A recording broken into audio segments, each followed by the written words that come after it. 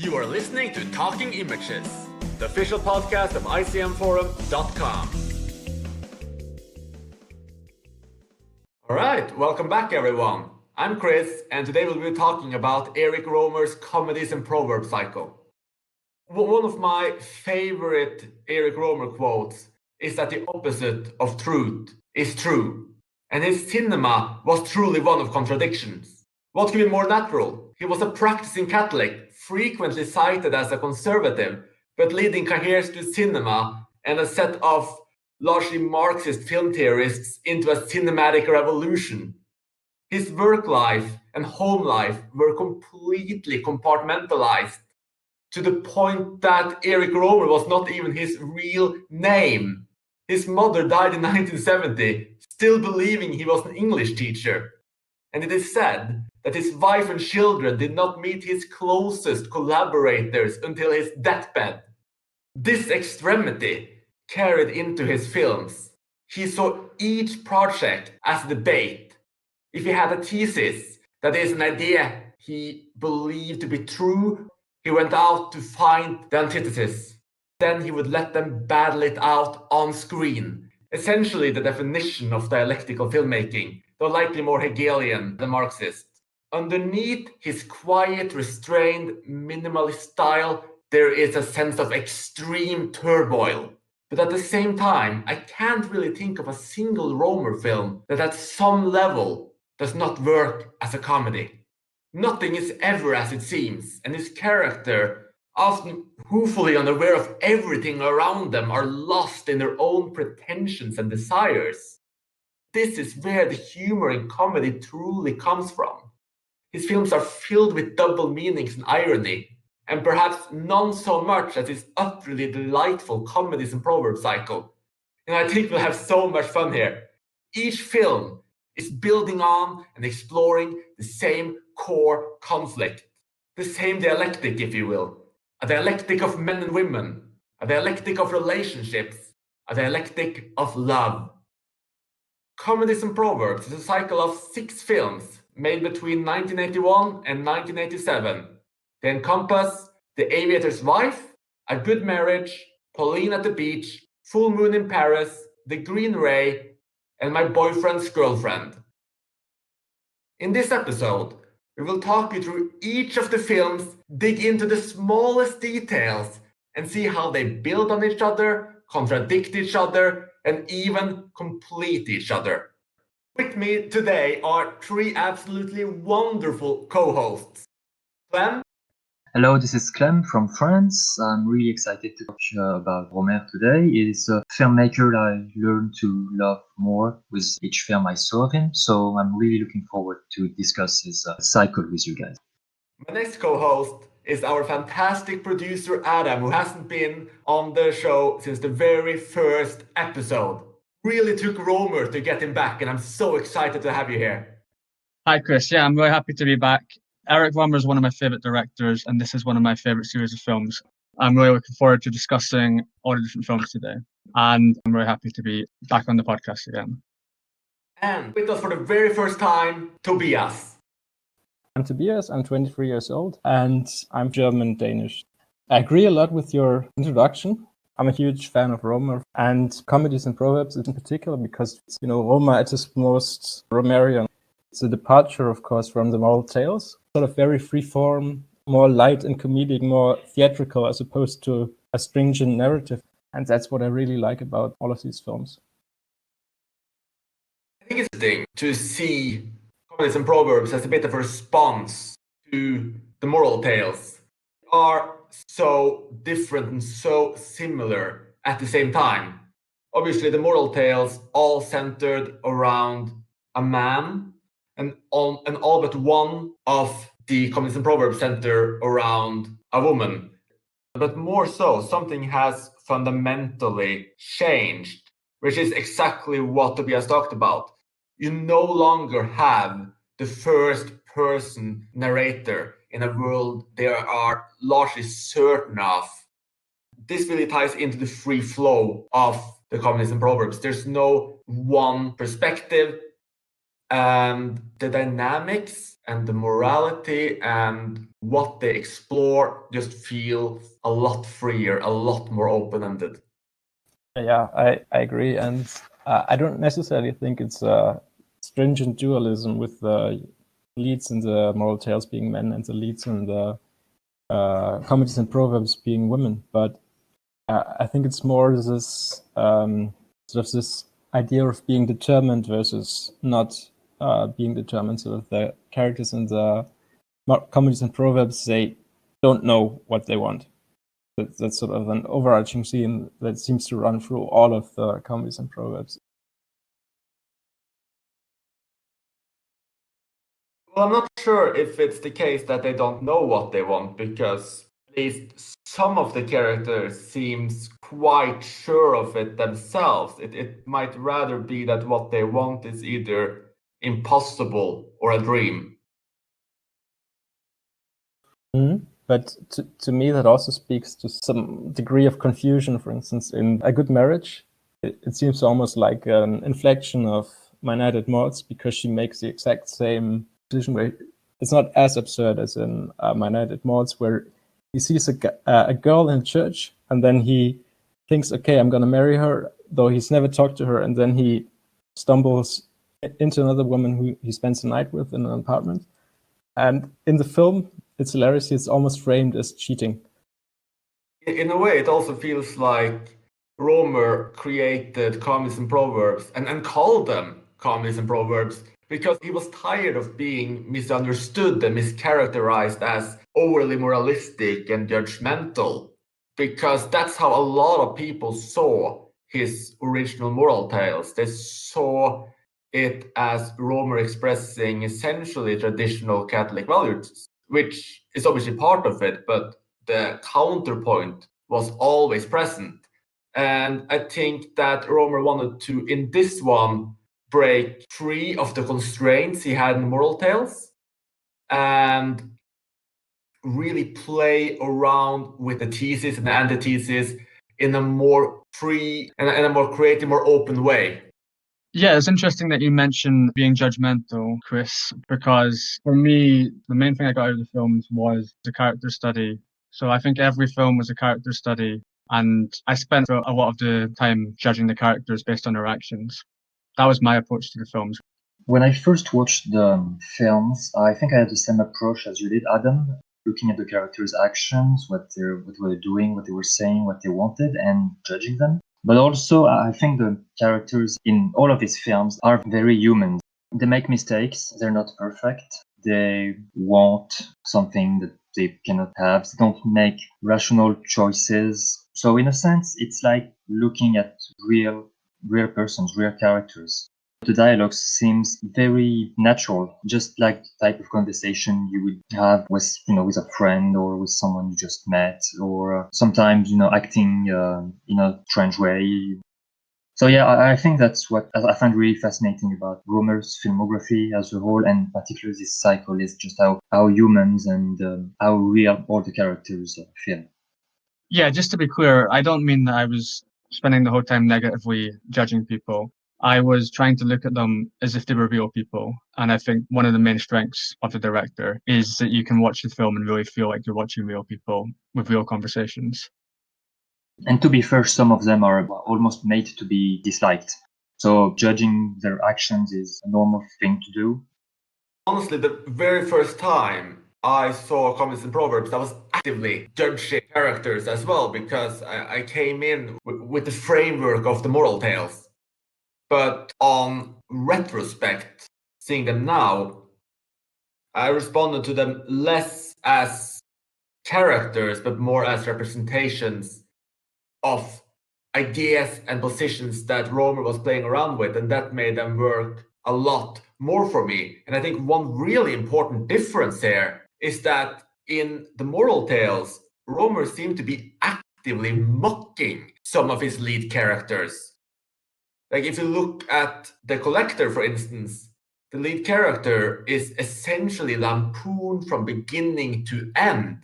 And this type of almost mean-spirited mockery is not present in Comedies and Proverbs, characters do things we can judge them really harshly for, absolutely, but it's presented in a much more nuanced way, which also makes the films a lot more open and a lot more interesting.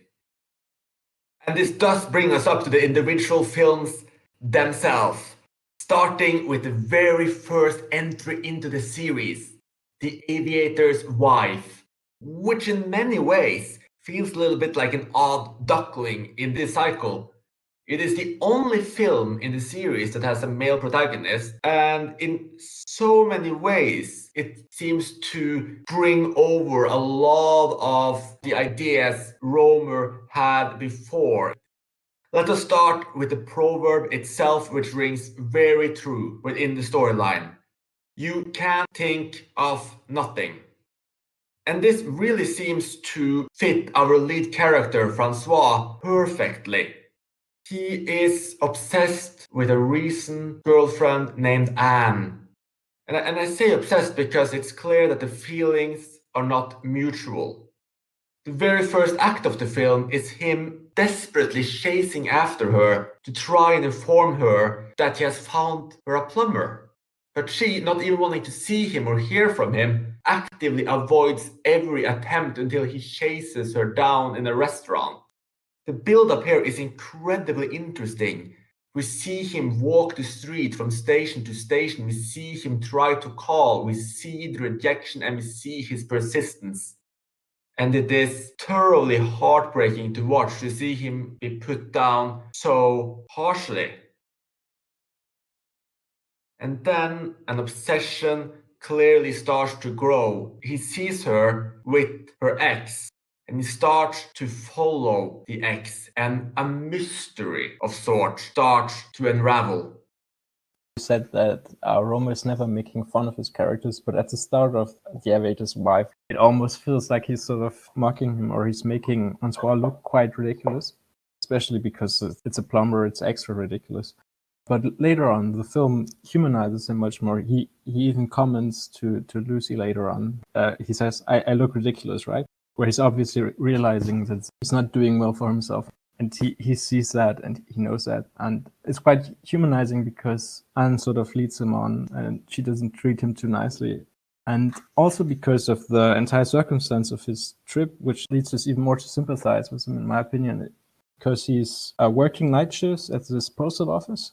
And after finishing his shift, he waits for her, then he sees, her ex, and he has all these thoughts, he can't really sleep, so he wanders around Paris, and it sort of becomes this delirious dream trip almost, because he hasn't gotten any sleep, and it's something quite relatable. But I had this multiple times I didn't sleep, and then, the next day sort of becomes fragmentary, sort of you become a bit delirious, and you don't take in the world quite as you would if you were entirely awake. I think it's an interesting point you mentioned, Tobias, about the dreams and the character working night shift and falling asleep in different places. Actually, the fact that he works night shifts and also study during the day really shows that he is not only obsessed with love, he's also obsessed with working in general. He studies during the day, works at the post office during the night. He has a girlfriend. He's also looking for a plumber for her. So he is always on the move, always doing something. So it fits really well with the proverb, one cannot think of nothing. To go back on the dream topic, I think it's very interesting, the fact that he falls asleep. I think he falls asleep twice in the film, if I remember correctly. The first one being when he spots Christian, the ex of Anne. And the second time is later on when he's with Lucy in a cafe, waiting for Christian and the mysterious woman to come out at what they figure to be the lawyer's office. And it's really interesting because we don't really know for a fact that what we're seeing is real. So yeah, I think it's an interesting thing to add in your film, your character falling asleep and going in this dreamlike adventure. Like to focus on a little bit here, and which I think really separates The Aviator's Wife from all other Rohmer films, is the way it is shot. Because it has the feeling and experience almost of a one-take film. It uses slow brooding, contemplative atmosphere to build tension. We follow Francois walk from place to place. We feel the tension inside of him when he is spying on Christian and this woman he is walking with, and he's tracking her along. We see him walking behind him in the streets. We see him sitting behind them on the bus. We have this feeling that we are there. I don't think I've ever seen this in a Rohmer film before, and it just works so well. And at the same time, when they get to the park and with the introduction of Lucy, the film also gets a bit of a childlike, magical wonder. Like, it really feels like an adventure film. And I would also really love to hear from Adam now, because I know that when he visited Paris, he went to this park specifically because of this film. So I would just, first of all, love to hear a little bit about how Adam has interacted with this film over the years, and also just his experiences inside of the park itself. Yeah, so I first watched the film quite a few years ago, and I rewatched it again last week. My main memory of the film was really only the scenes between Francois and Lucie. And actually, she's only in the film for about 40 minutes, so less than half the film, which surprised me. And I think those scenes are the essence of the film, and it's the reason I like the film in the first place, because the start of the film and the end of the film with Anne and Francois, to me, they feel like the kind of reality, the reality of adult life. Whereas when Francois meets Lucie, everything has a different kind of feel to it. She brings a kind of innocence and youth to it that I think is missing from the rest of the film. And Lucie was my favorite character watching the film just because she was playful and positive, whereas Francois and Anne really didn't have those kind of qualities. I think the park also feels like another favorite character for me. I don't know how to explain it. There's something about the park that brings out so much of the film. When I went to Paris, as Chris mentioned a couple of years ago, I went to the park, and it's not even right in the center of Paris. I had to travel a little bit to get there. And it's this amazing park with like so many different levels. It's this massive park. And yeah, just like the film itself, I think there's so many different features and qualities.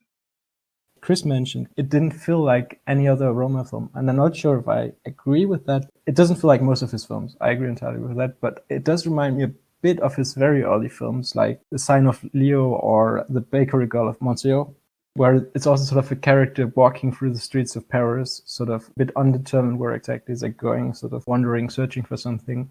Also, Aviator survived very much as a spirit of Nouvelle Vague film on the run, where you just take a 60mm camera and go in the streets of Paris, and then you just shoot.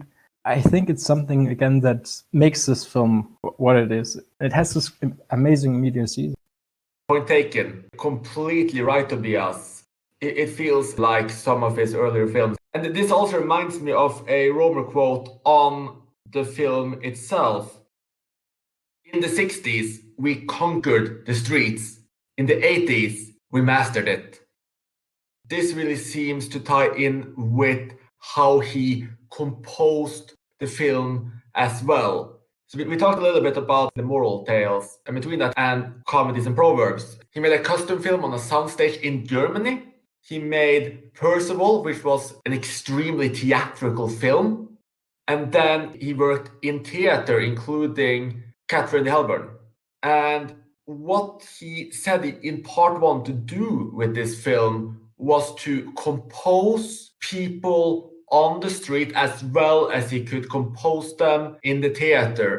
I think this plays so well with how the scenes are done, especially the introduction of Lucy, where we at first see her on the bus with no speaking lines. We see Francois bump into her outside the bus, again with no speaking lines, and then we see her essentially walk as an extra behind him, but with a specific kind of focus. So in terms of being able to stage the outside world as well as he staged the theater, I decided to say that I think Rohmer was completely successful. It seems like Rohmer riffs on pulpy crime novels or Hitchcock films almost. In the encounter between Francois and Lucy, where she calls him a detective and he sort of plays into it for a while, in a way plants the genre film in his sort of ordinary slice of life piece, which is something really interesting because it gets our minds sort of spinning in this different direction, where The Aviator's Wife becomes both a mystery film but also something completely ordinary on the streets of Paris. And this is one of the main ways it also feels so different from most Rohmer films. You get genuinely invested in the mystery. You're looking for clues with the characters. Like, you're genuinely involved. You want to know more. You want to know who this woman is. When Roger Ebert reviewed Kieslowski's three colors, he called them, I think, an anti-drama, an anti-comedy, and an anti-romance. And that almost feels applicable to most of the comedies and proverbs as well, whereas this is, in a way, an anti-suspense film.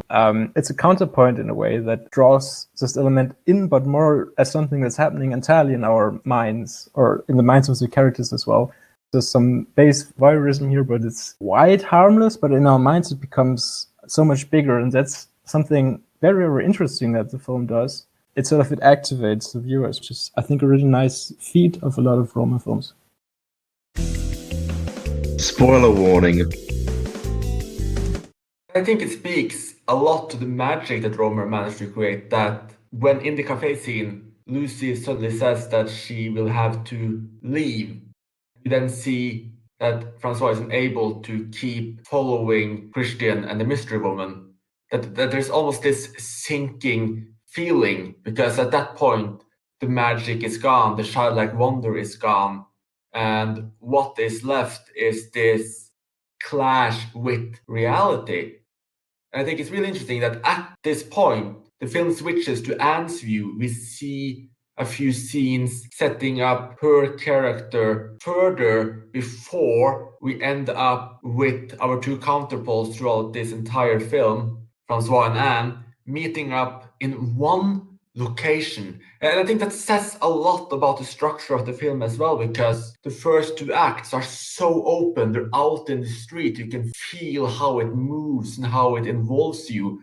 But then in the final act, you have these two characters and their emotions laid bare in a singular location with the door locked, and with this constant idea of one of them will leave and the other stops them. It's almost a little bit claustrophobic given what we've seen before. And this scene is just genuinely intense, and it lasts for such a long time. You don't even realize how long it lasts. I believe it lasts for about 20 to 25 minutes.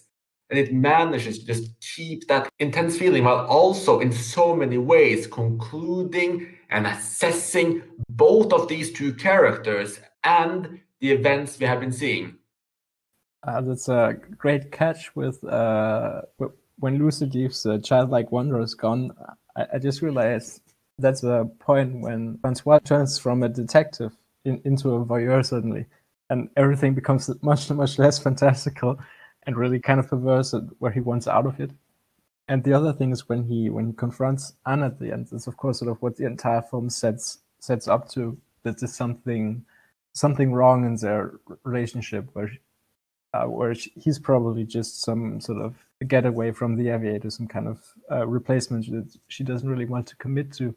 And then they speak it out, but it seems that the final conclusion is really what we all already know. So it just drags on for longer.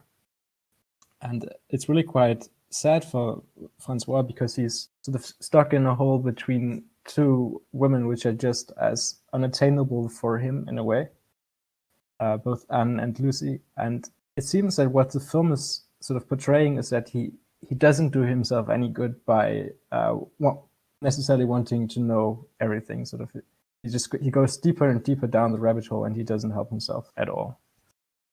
I had a lot of sympathy for Francois, because most of the time Anne's on film, she's telling Francois to leave. And then when we get to the bedroom scene at the end, she's telling him to leave repeatedly. And then when Francois finally goes to leave, she then calls him back. So I think Anne is not helping the situation. I think she just uses Francois. When she wants him, she'll call him back. And then the rest of the time she'll tell him where to go. So I think it was quite a sad portrayal of Francois. I felt a lot of sympathy for Francois, whereas I really didn't like Anne. I think I came away with a little more sympathy for Anne. I think that, especially in the early scenes, she were giving out very strong signals that that she did not want to see Francois. And I think she was consistently clear throughout the film as well that it's not that serious of a relationship. But obviously at the same time, she treats him horribly. Yeah, I mean, you say it's consistent, but the reality is she keeps giving him the same message, and when he does go to leave, she calls him back. So she is creating the problem. She knows he's obsessed with her, that he loves her, and by telling him to come back, she's opening him up to doing that exact kind of behavior again and again. And she knows when she needs him, she can have him. Pretty much spot on in that. However, I think in the first part of the film, you don't necessarily see how much she cares for Christian, the aviator. And at the end, I think we get a lot more sympathy for just how heartbroken she is and how she needs someone. But obviously, that someone happens to be Francois. He is essentially just her rebound, and she doesn't seem to consider or care for him particularly, while he appears to love her, or at least wants to love her. And for him, it seems like a really extreme passion, which just isn't returned. Yeah, I'm being a little bit harsh. I mean, I did start to feel sympathy towards Anne because I think Anne and Francois are in the same situation to some extent where they both love someone else who ultimately doesn't want to be with them. And I would agree that Francois' love of Anne is, I think calling it love is probably wrong because I think what you said was right. I'm not sure anything he does actually suggests that he is deeply in love with her, rather than he's just obsessed with the idea of being with her. I also wanted to bring up the title of the film, The Aviator's Wife. I think that's very significant because the aviator's wife is never actually on screen. And to me, it represents the important thing to everyone in the film is something they don't have. So, Francois loves Anne. She doesn't seem to care about him. Anne loves the aviator, but the aviator's staying with his wife. So I think the significance of the title for me is that everyone is dreaming of something they don't have. Also, just one thing on the proverb of the film. There's a point where Francois says, "Don't you ever think of nothing?" And Anne says, "I'm always thinking of something, that something being nothing." I just wanted to highlight that in terms of the proverb. It may be the only time in this cycle where the proverb is actually said almost in the film, I think. So yeah, so it's yeah, as you mentioned, it's interesting to see that Francois, who's let's say the main character and the one to which the proverb should apply to, asks this question to Anne. I know this cycle is about having every time one main protagonist, and this protagonist should be a female. So Anne could potentially be seen as the main protagonist of this film. But I think it's still interesting to see that Francois is almost self-aware that he's always doing things, and his mind is not at rest at any point. And it's interesting to see that he also asks Anne what she feels about it, to see if they're on the same level, let's say.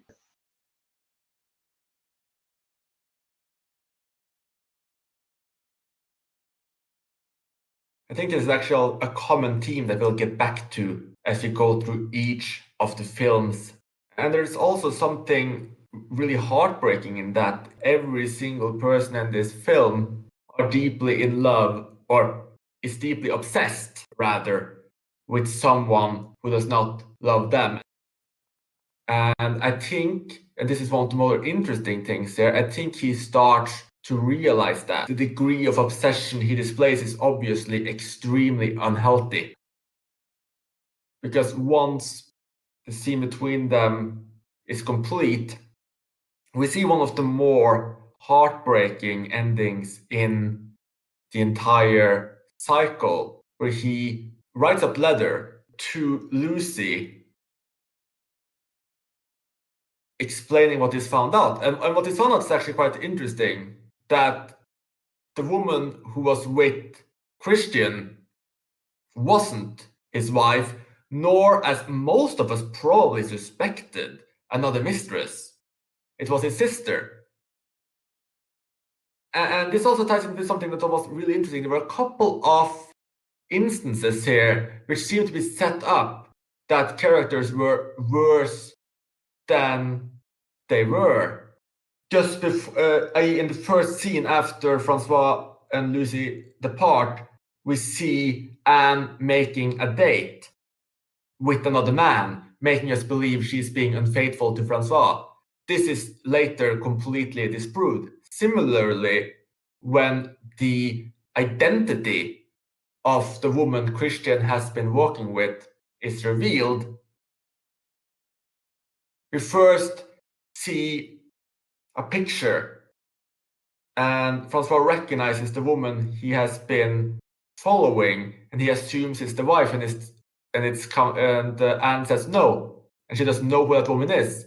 And for a second, we believe that Christian has in fact had another girlfriend on the side, but then allusion and clues leads us to understand that it was in fact his sister. So we get these two moments where characters we perhaps had additional suspicions of were proven to be innocent. I love this ending because of how bittersweet and simple it is. He has this letter written, and then he goes to her place to deliver it in person. Then he goes back. He almost throws it in the trash, and then he decides to send it with a stamp. It's really just such a simple, down-to-earth ending that in a way says everything. Yeah, I think the ending scene, that's my favorite part, probably of the whole film. And I think it's a real positive gesture he posts it. I don't know if it's a growth in the character or if, I don't know, for me it shows that Francois is a good person overall.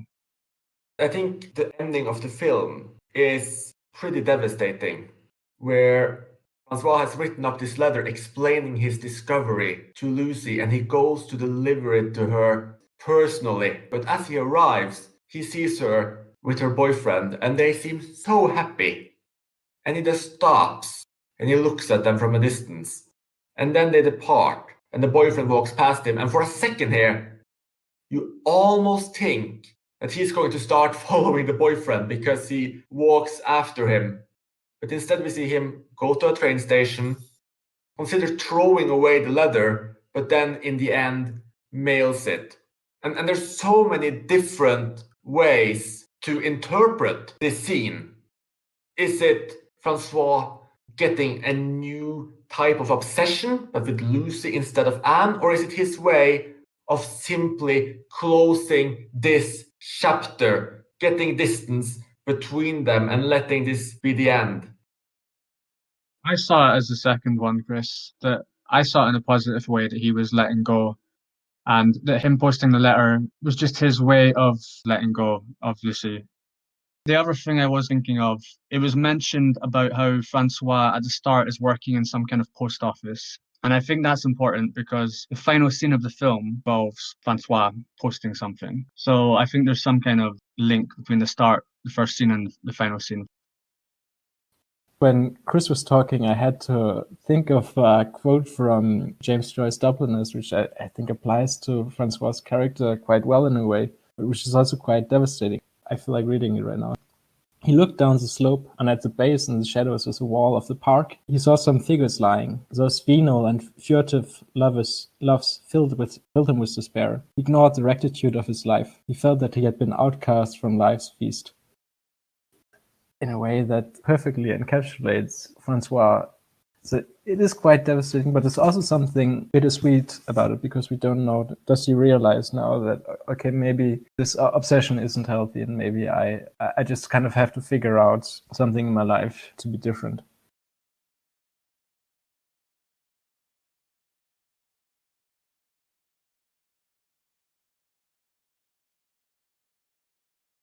Yeah, I also thought seeing Lucy and her boyfriend together represented something that Francois probably has never had and something he might never have as well.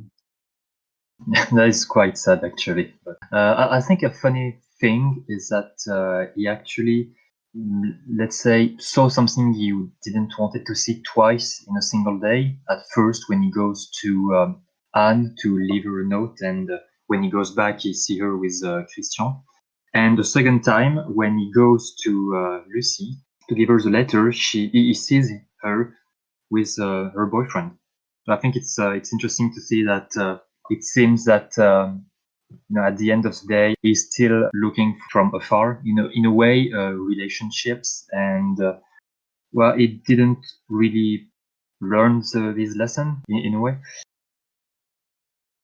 Honestly, my interpretation of the film was that he actually learned the lesson, that he got a clear picture of what he wanted, and that as opposed the film then poses the question, can he think of nothing? Can he actually change his life around and find love? Yeah, I saw it in a positive way in the sense that it was acceptance for me. I kind of touched on it, but him posting the letter is accepting the situation. I feel like the ending is very open. You could read it both ways. Like he has learned something, or maybe he hasn't learned anything.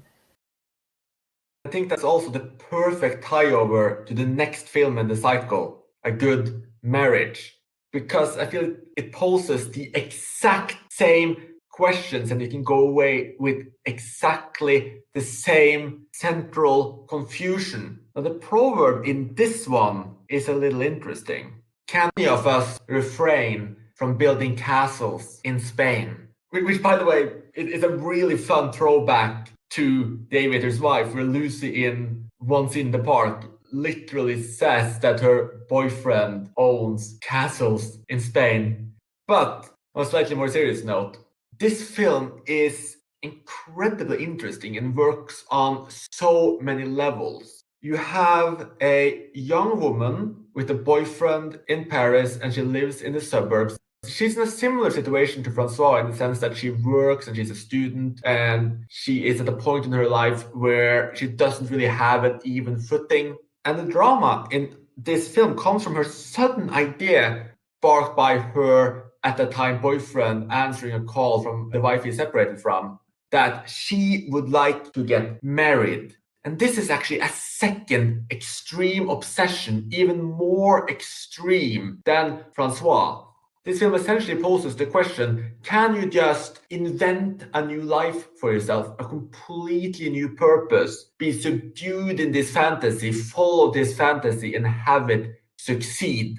This story is really strange, it's really comical, it's really farcical, because Sabine, our lead character, just decides, I will get married.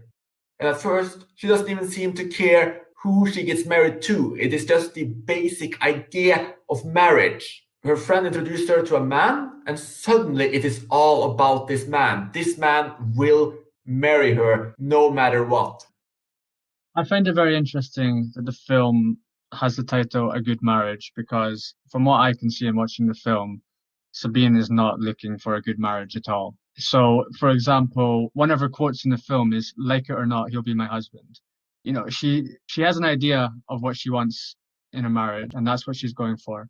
And what her concept is of a good marriage is certainly a long way away from what mine is. What's really interesting is her friend Clarice seems to be the one who actually has a good marriage.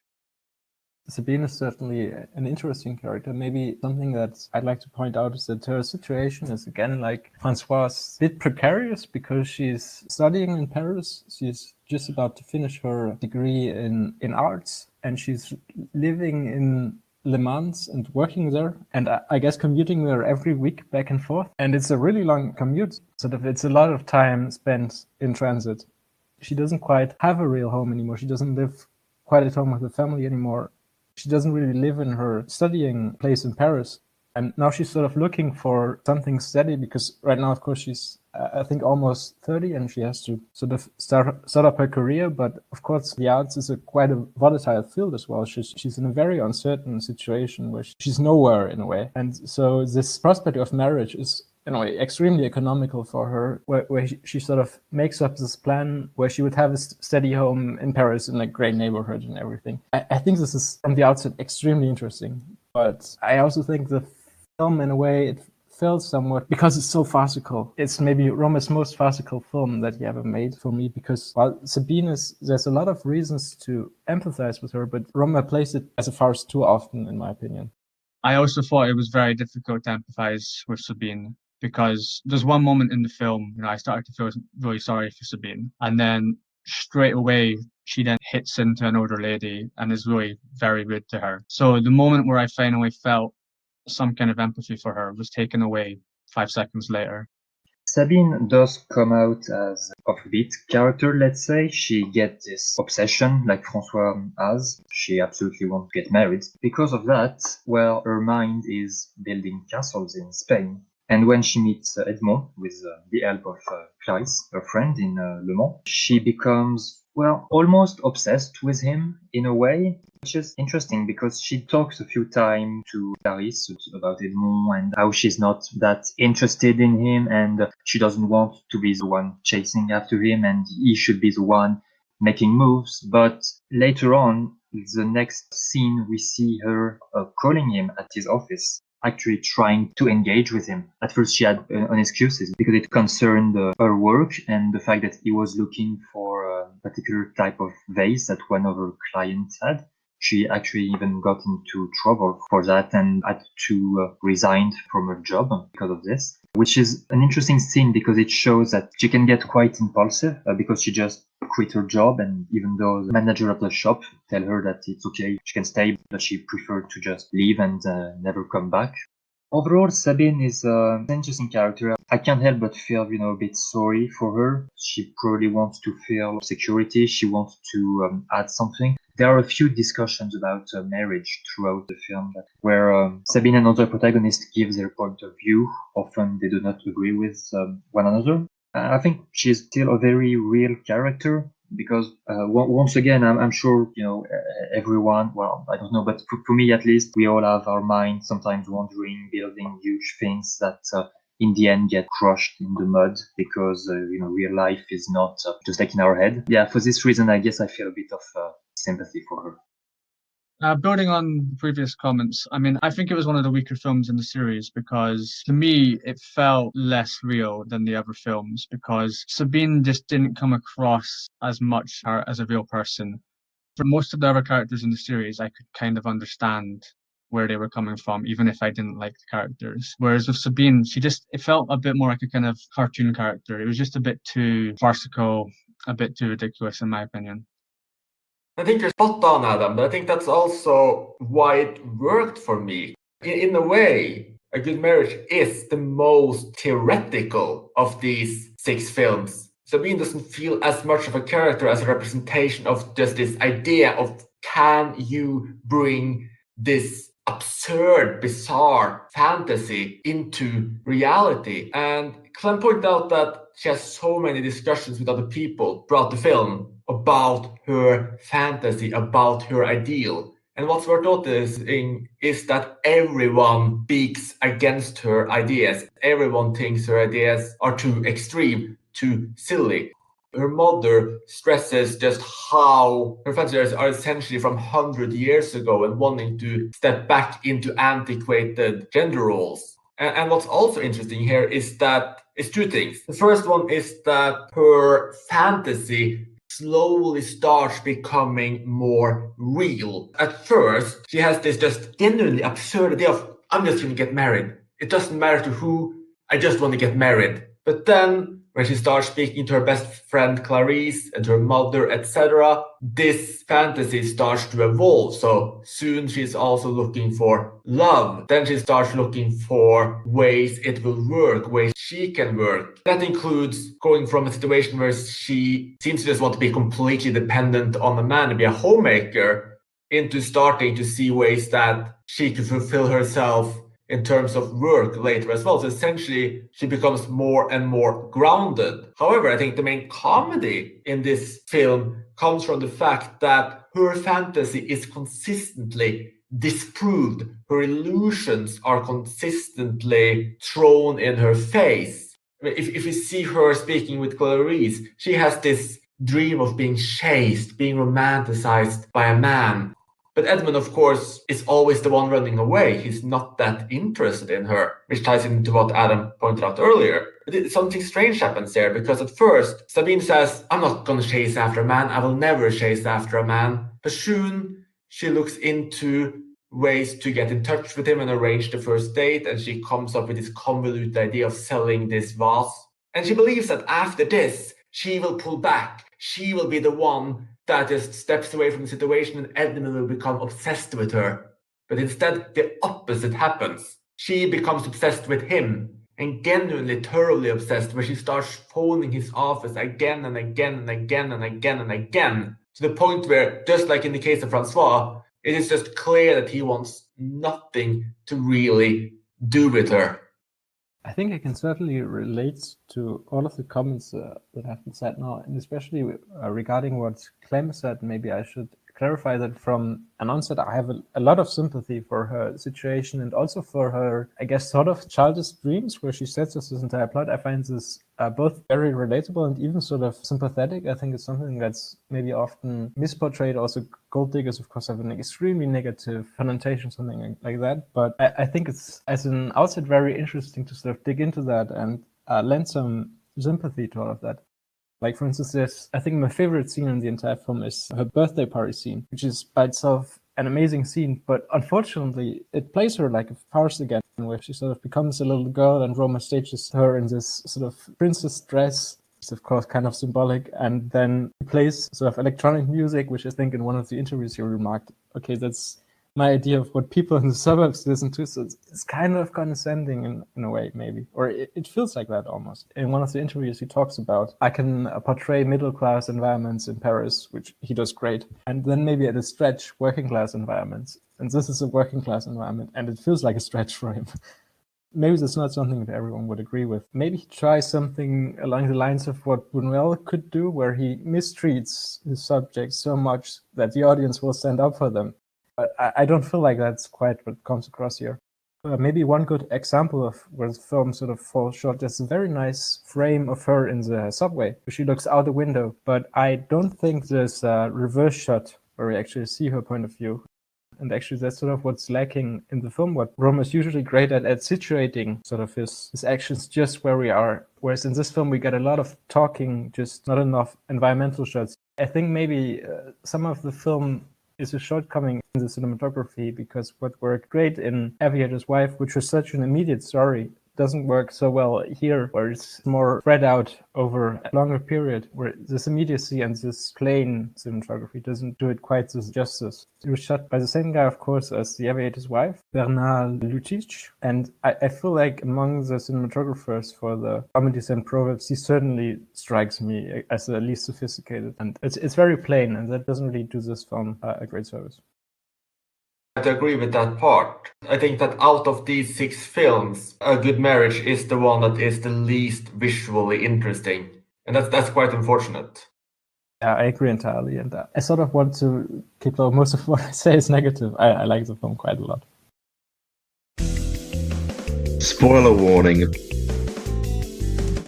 What is really interesting here, though, is that both David's Wife and A Good Marriage has the exact same ending. They play out slightly differently, but the setup is identical.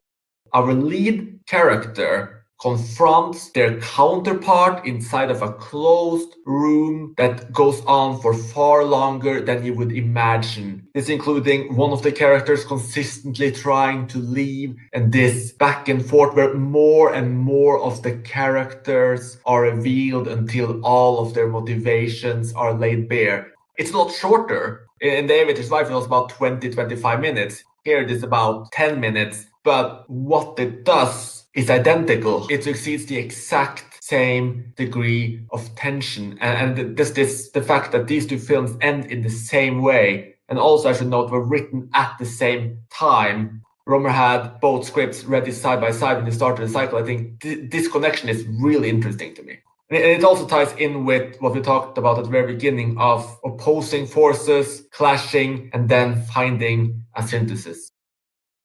The ending of the film is also a little bit optimistic, let's say, because even though it won't work with Edmond, the film ends with Sabine in a train, and she noticed a guy that she also saw at the very beginning of the film in the same situation, in the same train. So the ending, compared to The Aviator's Wife, where I felt like the ending was a bit enigmatic, at least with A Good Marriage, I think the ending is a bit optimistic, and maybe Sabine will be able to, after all, find what she wants and be able to get married with that person she still haven't met on the train.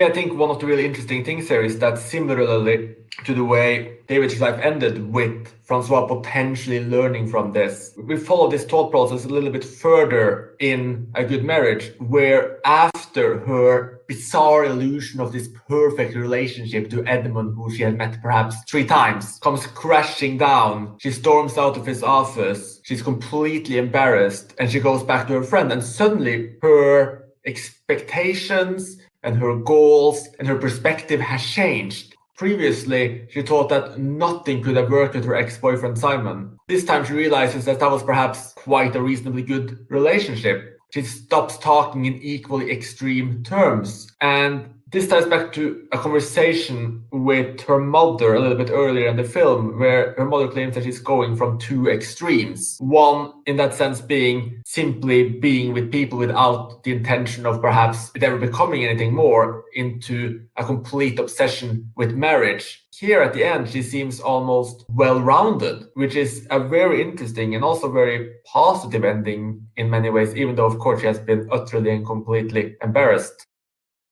Like this also at the ending, I remember reading in the interviews that Rohmer said to him the ending signifies that he's ready for a new adventure. To me, that sort of demonstrates that he's not intentionally viewing her in a very negative way, though in the film it sometimes comes across that way, that he doesn't have such a flattering portrayal of her. Maybe that's not necessarily intentional on his part all the time. I think he certainly wants us to feel for her as well, though I don't know if the film is always successful, as I said. I think this perspective you're speaking of is also really interesting, because I suppose the question, in the same way as the question of Francois, is what is their next step? Did Francois learn anything from his experience with Anne Lucy, and will he be able to move on and find love? And here will Sabine, because the first time I saw this film, my reaction at the ending when she sees this man and she smiles at him at the train was, oh my god, here we go again. Please no, she's going to be as obsessed. It's going to be a repeat of the previous story. But this time, when I saw the ending, I thought she has learned from this. She no longer has this impossible ideal or this absurd fantasy, and she will actually be able to find love. Also, a key difference at the ending is that she just meets a random stranger who she doesn't know anything about, and he just smiles at her. So it feels to me obviously different, whereas with Edmund, she knew all the time that he's a lawyer, he's quite wealthy, he lives in a very nice neighborhood in Paris. And I think that ties in a lot with her motives throughout the film as well. But I think understandably, it's something that I don't think necessarily makes you view her in a bad way, because she is sort of in this precarious situation, and she sees this as a possible escape, perhaps. Yeah, I feel like the ending is a lot more open, where he just smiles at her, and that's more spontaneous, more free, less bound to these obsessions, as you say. I don't know if it's necessarily learning, or if it's just some kind of, okay, now I go on about this completely different without necessarily having taken in a deeper lesson. But I think it'll certainly be different in the future.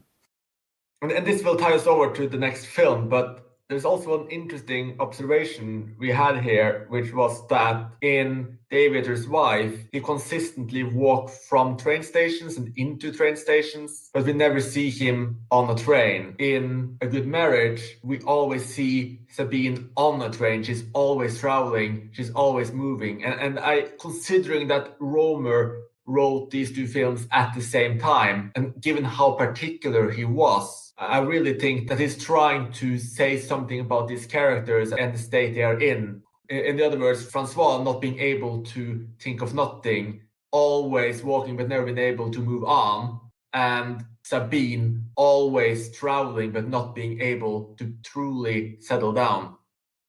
And this motif of trains and moving will continue through the remaining 4 films as well. Another interesting thing about the ending, I think, is when you look at the proverb associated with a good marriage, which is can any of us refrain from building castles in Spain? And now that I think about it, maybe the ending where there is this one guy sitting in front of her that we already saw before, he smiles at her, she smiles at him. And maybe from that simple smile or that simple look, or simply the fact that they were twice in the same train, maybe Sabine once again won't be able to refrain herself from building castles in Spain, and so starting to build this relationship with this stranger she knows nothing of. I think it's also interesting how the proverb is framed. Can any of us, in other words, Rohmer could be trying to involve all of us and ask us the question if we also live inside of a fantasy world, or if we also have any of these bizarre fantasies, which I think carries us perfectly over to next film, Pauline at the Beach, where the characters are literally away from vacation. And the proverb in this film is, a wagging tongue bites itself. And on the surface, this is a fairly simple film. A woman and her cousin are on vacation. They meet up with a man that the older cousin used to have a relationship with before she got married. She's currently in the process of getting divorced. And they meet an older man with him that, shall we say, presents himself as a little bit of a ladies' man. And a lot of things start to happen. Stylistically, this film is very different from the two previous. Obviously, we are no longer in a city or a village. We are at bright, beautiful beaches. But the composition also feels a lot more harsh. It feels a lot more inhuman. And it does this while building a strange web of adulthood around our lead character, Pauline, the younger cousin, who in most of the film can be said to be more of an onlooker, who, similarly to the two previous films, has an experience with the opposite sex. I'm a huge fan of Pauline at the Beach.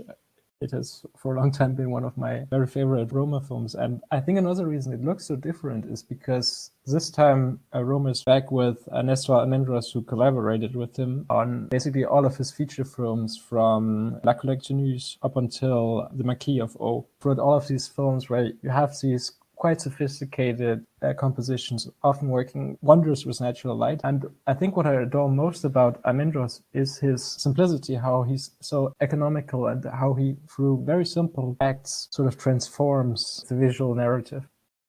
Truly interesting how Pauline at the Beach in many ways plays back to Erich Rohmer's Moral Tales, but in a flipped way. So what we see here is that Pauline and her cousin Marion meet up with these two men, including the older Casanova, if you will, and his name is Henry, and he really encompasses all of the pretentious, chauvinistic characters that Rohmer was mocking in the Moral Tales.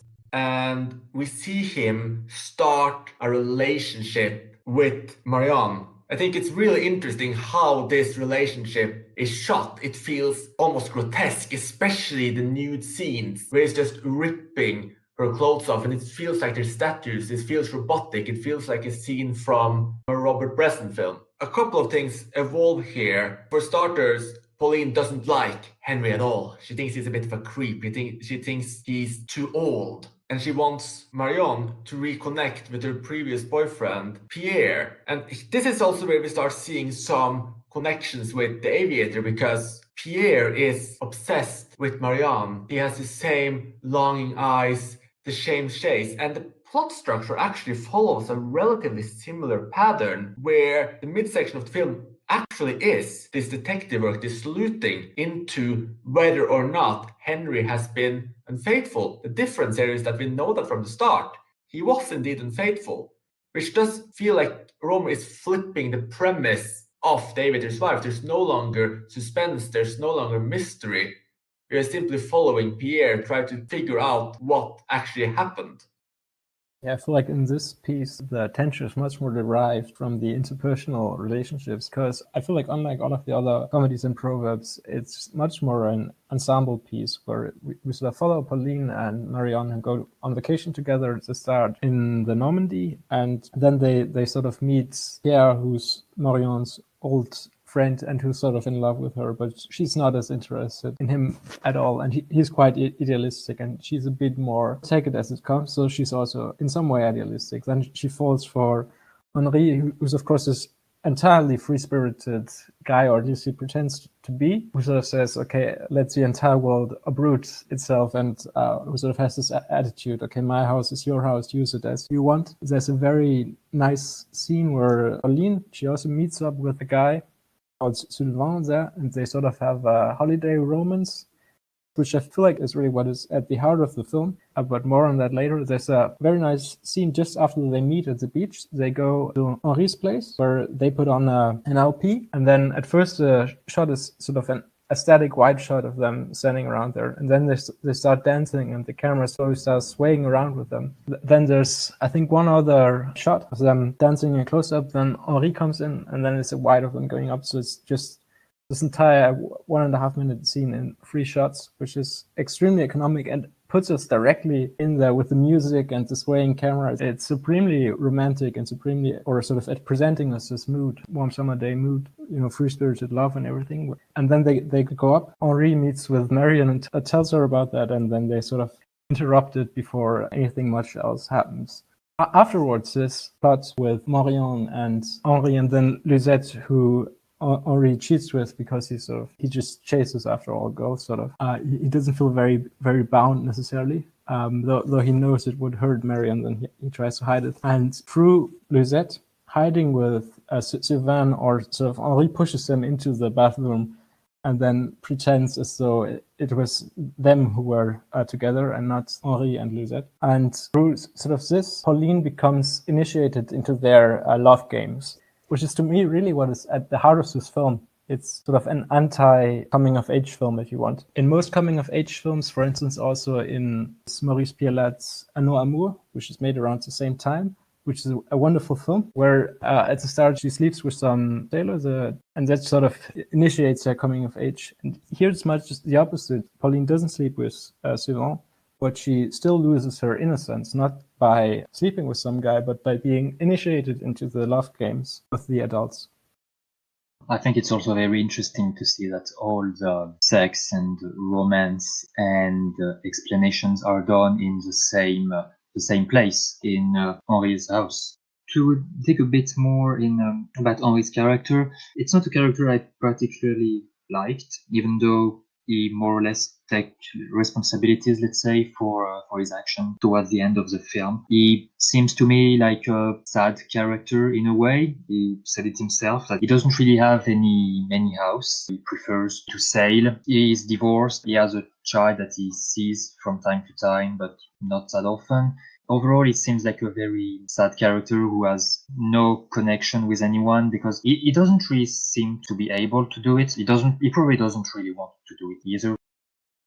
You've spoken a lot of beauty here, but one of the main things that consistently came back to me was just how stilted and false this beauty felt throughout the entire film. It feels very much like there's a contrast built between Pauline and the adults. She's, in a way, the wisest character, and really the performance of Amanda Langlet amazes me in this film. Because she seems so sort of pure and naive and natural and sort of right at hand, and she portrays that incredibly well.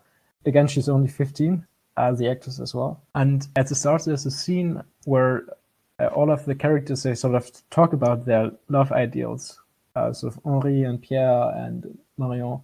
Or Pauline is sort of left out. She's just standing around. I think she is in front of the fireplace, and often the camera leaves her out as well. So she's not in the frame a lot of the time. And then at the end, Marion pushes her to say something to this, even though it really doesn't interest her, to just talk about love. As a proverb has it, you talk too much, you hurt yourself. I feel like it's also what happens later on, that all of the talk about their affairs ends up damaging their affairs. All the talk about the love life, sort of forgotten. And I feel that with Pauline and Sylvain, in a way it's innocent, but what makes it not innocent is Pauline getting involved in these love games. And I think that's a fascinating inflection on the genre of a coming-of-age film. Because usually it's much different. It's sort of the symbolic act of having sex, but here it's the opposite. It doesn't happen, but she still loses her innocence. It's not nature that spoils her, but society. One interesting thing about Marion is that she pushed Pauline to join the conversation they were having, and to give her opinion on love. And it seems that it's not the only thing that Marion is pushing Pauline to do. It seems like she's also trying to get Pierre off her back, because Pierre obviously is still in love with her. And it seems like the solution Marion found is to tell Pierre to try and seduce Pauline. So it's interesting, the morality, let's say, of trying to have someone a bit older, trying to have sex with 15, 16 years old. Even though I'm not sure Marion was thinking about sex. I think she was just trying to get Pierre off her back, as I said, and to give him a new obsession. And while he would be trying to seduce Pauline, she would be alone to be able to do whatever she wants with Henri. In my opinion, the film does something quite radical here, because it shows us the film Pauline's perspective, and she's sort of, in both film and literature, sort of 15-year-old girls are a very marginalized group. They're rarely sort of the intellectual or the emotional center of a film, and often they're sort of played for farce, sort of like Rohmer does in A Good Marriage, with the exception that she's actually close to 30. But he plays her like a little girl, and here's much the opposite, where Pauline, she's much wiser than all of the adults, and it's much easier to sympathize with her. And also, as you say, the relationship between Pierre and Pauline is very interesting, because Marion tells Pierre to try to seduce Pauline, and I agree entirely with you about the motives and sort of how she reacts to that. And it's obvious that Pierre is not really very interested in doing that. But what does ensue is sort of there's a genuine friendship developing between Pierre and Pauline, where it's very interesting how it's portrayed. You rarely see that in films. They have in a lot of ways a friendship that's sort of on an eye level. Pierre is not really like a mentor for Pauline, sort of someone who tells her very valuable things. He certainly feels like he's sort of has to protect her and take her home later on when he brought her someplace. But then Pauline speaks up for herself and says, okay, no, that's actually, now I'm not with my parents, now I want to make my own decisions. And I love this perspective that Rohmer takes in this film, where he empathizes with Pauline so much that he says, okay, no, 15-year-olds, they have a mind of their own. And he empathizes with that through portraying her in that way, of sort of giving her very much an eye level with the adults and sort of taking her to the table. That's something I like very much about the film. I saw Pauline really being the moral center of the film. You had all of the older characters engaging in really quite bad activities. I mean, Henry was sleeping with everyone he could, basically. Pierre was obsessed with Marion, and we had this crazy situation of Marion trying to hook up Pauline and Pierre. And I thought Pauline really shone through as the moral center. She acted in a better way, I would say, than all of the adults, even despite her young age, or maybe because of her young age, actually. Like Lucy in Aviator's wife, I think she was one of the really strong characters in the early films of this series. Yeah, I think that it's an interesting connection you're bringing up here, which is that essentially in both The Aviator's wife and Pauline at the Beach, the adult logical conclusions are in some part coming from a child. And I'm also really happy that Clem cleared up some of the slightly sleazier, scarier aspects of Marion trying to get Pierre and Pauline together, because that's one thing that was, let's say, felt a little bit out of it. Like Adam and I were talking about earlier about this confronting you about like what's going on in France, because in Aviator's wife too, there was an older woman trying to get an adult man to go for a 15-year-old. So we were a little bit taken aback. I think she just wanted to get Pierre away from her and was quite selfish about how she went about it. I think she also trusted Pierre not to treat Pauline badly, whereas the teenager who ends up with Pauline is a complete stranger. But certainly Marion has very questionable morals in the film when she's supposed to be looking after her. I mean, even though she's cousin, it's more like an aunt-niece kind of relationship, I would say, than a cousin-cousin relationship. The only thing I thought was somewhat interesting in terms of seeing Pauline as the moral center of the film was, of course, that the younger boy that she gets entangled with in their very first meeting says she has a girlfriend at home, but she still starts this romantic relationship with him. So there are always these counterpoints to every single hypothesis we try to make of the films, which I guess is Rohmer's antithesis working perfectly well. There's a contradiction to everything. I think specifically in that scene, Sylvain sort of portrays it in a way so it wouldn't be very serious. But one thing that Adam's comment made me think about was that perhaps there's something that harkens back at Rousseau almost, with Rohmer portraying his younger characters, his 15-year-old girls, as the moral centers and the wisest characters in the films. It's something about society sort of spoiling the adult characters. Spoiler warning. This is an interesting tie-in with the ending too, because the ending to Pauline at the beach is essentially the exact same ending as we saw in The Aviator's Wife and in A Good Marriage. The counterpoles are meeting in a closed space. But the interesting thing here is that it is not, say, Marianne meeting Henry or Pierre. It is Pauline alone in a room with the three men in the film.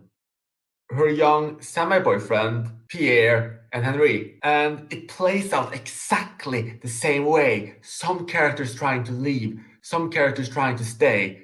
And the scene is prolonged and prolonged and prolonged. And it has this strange conclusion where Pauline, seemingly frustrated about Pierre trying to stand up for her and saving her, stays with Henry, and Pierre finally leaves with her semi-boyfriend and they're out. And Pauline is left with Henry, which in many ways is her counterpart.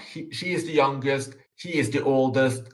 And to me, this character really just represents the male ego, male perversion. He is essentially everything about the male world that should scare or put off a young girl. So, from my perspective at least, the film has her meet with the three men in her life, three different personas, if you will, all with different flaws, all with different antagonisms, and these antagonisms solving themselves or resolving themselves until she's left with the main antagonist and they have a heart-to-heart. And it's really interesting is these two characters start to communicate and Pauline gets a bit of a glimpse in the inside of an adult mind. And just one more point on this. That scene when Henry comes into Pauline's room while she's sleeping. This 15-year-old girl is sleeping and he's in his 50s and he starts climbing on top of her bed, kissing her leg. That is just so genuinely unnerving and it's just so good to see him kicked off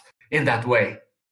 Yeah, absolutely. It was a very satisfying part to see him kicked in the chest. Pauline is the only woman that Henry hasn't slept with.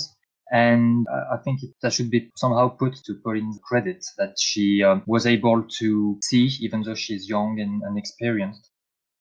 And just adding slightly more to how sleazy Henry actually is. In the early scenes, he is with his daughter, his young 6-7-year-old daughter, maybe even younger, who he just abandoned sleeping at home to go out to party and try to have sex with girls.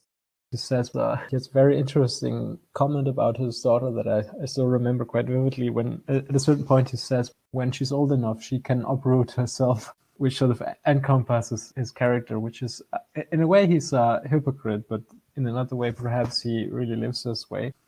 You talked about the ending, and of course the very ending is when they close the fence, which is a bookend of where the first scene started. And in a way this shuts the vacation off, like almost automatically seals it off from their daily lives. In a way, this makes all of these love games sort of allowed. Everything is allowed in vacation. And it feels like Rohmer sort of criticizes that, but it also works so wonderfully because of the way he portrays this space, because he's able to, I know at the start we talked about how Rohmer is very secretive about his personal life, and he justified that in a way by saying that it allows him to go in public spaces without people noticing him. So he's sort of invisible because no one knows him. So he can go in a public space with a very small crew and film a scene there, like at the beach. And it seems very lively because it is. It's just put in a place of daily life where he stages these scenes, which lends so much for so little, just by using what is there. It sort of gives his films a lot of production value and a lot of life to have these spaces inhabited like that. And I think that's something that's very wonderful about this film, that all of these, I don't know, silly and fatalistic love games They're sort of punctuated by the very beautiful ambience of this space. And in a way, the hypocrisy of the characters is juxtaposed by the serene nature around them, which is something that's quite wonderful. And it points to sort of a long-lasting theme of Rohmer, where he has almost an obsession with nature, though he can't really live there. He's not the guy. He likes to live in the city still, and that's an interesting conflict that goes through his entire filmography. So that's this underlying desire to go back to nature, but then it's just the formification, and in a way, it's phony. I think this final scene with closing of the vacation also ends up with an odd fulfillment of the proverb, where Marianne, at this point, we need to recall that everything that's been happening has been a complete farce. Marianne is still completely unaware that Henri cheated on her. At this point, she just thinks he left. She doesn't know anything what's been going on. Pauline, at this point, knows everything. And what actually happened is that she turns to Pauline and she says, how about we both believe that it was the other's boyfriend that cheated? Essentially, she says that she'll believe that it was Pauline's young boyfriend that had sex with Lisette, and Pauline can believe it was Henri that had sex with Lisette, and that way both of them can be happy. And this seems like such an interesting conclusion to the proverb, a wagging tongue bites itself, because it does seem in a way that Marianne buys into this. She believes that this talking more about things, about understanding things, will result in pain. And I guess the question as to then drive off is, will it? Is the proverb true, and to what extent is it true? Regarding the ending and the beginning, I think it's a nice gesture to say that it is Pauline who opened the gates and then later on closes it, as if she is the one controlling everything. The fact that she's the one deciding when to open the fence and when to close it would indicate that maybe she's the one that's controlling all of that and who's above everything, which also would ties in well with her knowing the truth while Marion doesn't. And she's also the person who literally ends the vacation. They were supposed to have stayed there much longer, but Pauline tells Marion to end it and for them to leave together. And I think these three first films of the Comedies and Proverbs cycle creates a really interesting whole. A whole where in the first film, a man chases after a woman. In the second, a woman chases after a man. In the third, we essentially see all of these realities at once, with a major confrontation between a young woman and an old, somewhat sleazy, chauvinistic man. And it really feels like a nice way to tie up our very first half of our Comedies and Proverbs episode.